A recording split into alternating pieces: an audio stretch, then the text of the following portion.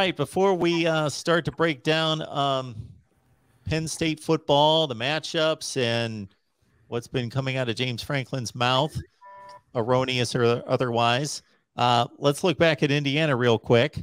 That was certainly a team that the previous game went out and gave Michigan State all sorts of problems. So I don't want to minimize the effort against IU because they've gone through the gauntlet. Yeah, they're only 2-5, but 5 losses against top 10 teams, or what in Penn State's case was a top 10 team, and they've mostly been in the game. But Tony, 44 points in the first half, that was just a beatdown and a name your score kind of game.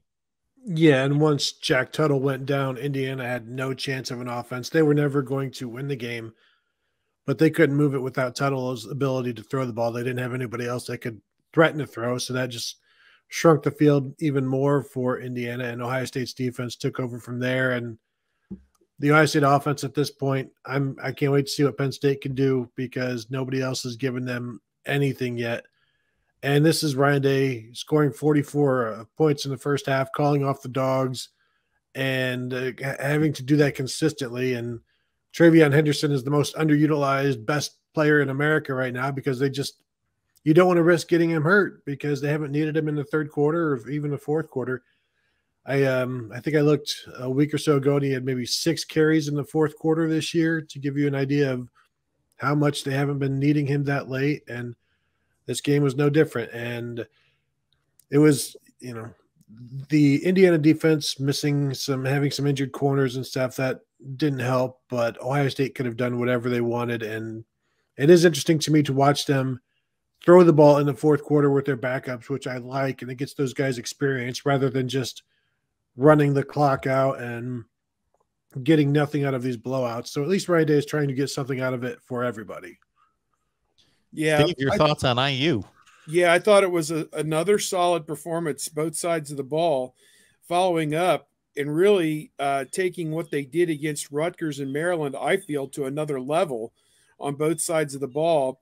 I think through the end of the first half, Ohio State had, I think, 19 consecutive possessions with C.J. Stroud as the quarterback, going back to the Rutgers game and deducting out end of the half kneel downs where they weren't trying to score, where they had come away with some type of points, whatever it may have been, touchdown, field goal, whatever.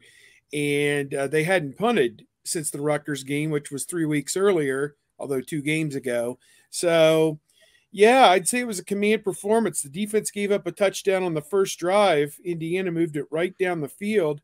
And unfortunately for Indiana, as Tony said, their hope for the game kind of went by the wayside when Jack Tuttle went down with the injury.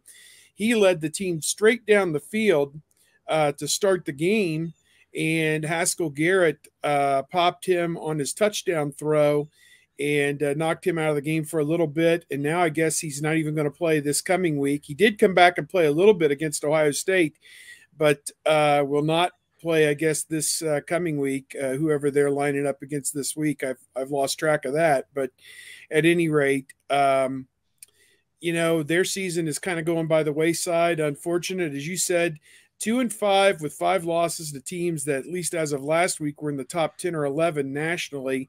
And, what can you say? I mean, they've just had a rough way to go. They needed Michael Penix to be healthy to compete with everybody this year and to give everybody a fair shot, and that hasn't happened. And so they're probably looking at a 3-9 season or whatever at this point, not going to make a bowl game, it does not appear. So just a tough way to go for them. But Ohio State took care of their business. They did not take a step backward coming out of the open week, which I think was something everybody wanted to see. C.J. Stroud continues to play outstanding football, made several more outstanding throws. Another one down the middle to Jackson Smith-Njigba for about 30 yards. A back shoulder throw to Garrett Wilson. That was pretty good, and has great vision, dumps it off to Henderson for, I think that was a design screen, though, for him down about the 15-yard line to dump it off in the left flat. He had blockers out in front of him, and it was a big old convoy running on through the night there in Bloomington. So, yeah, it was a command performance all the way across the board. Henderson, 3 more touchdowns, 2 rushing, that 1 receiving, give him 14 now for his freshman year. He is 4 shy of Maurice Claret's Ohio State freshman record of 18 touchdowns, and they've only played 7 games. So he's averaging 2 a game right now, and he has scored a touchdown in every game.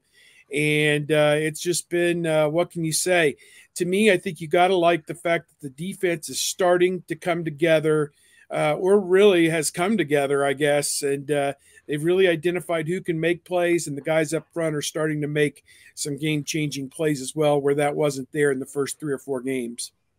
Yeah, making plays to the tune of 14 tackles for loss against Indiana, 7 points, all on the first drive, and then that was it.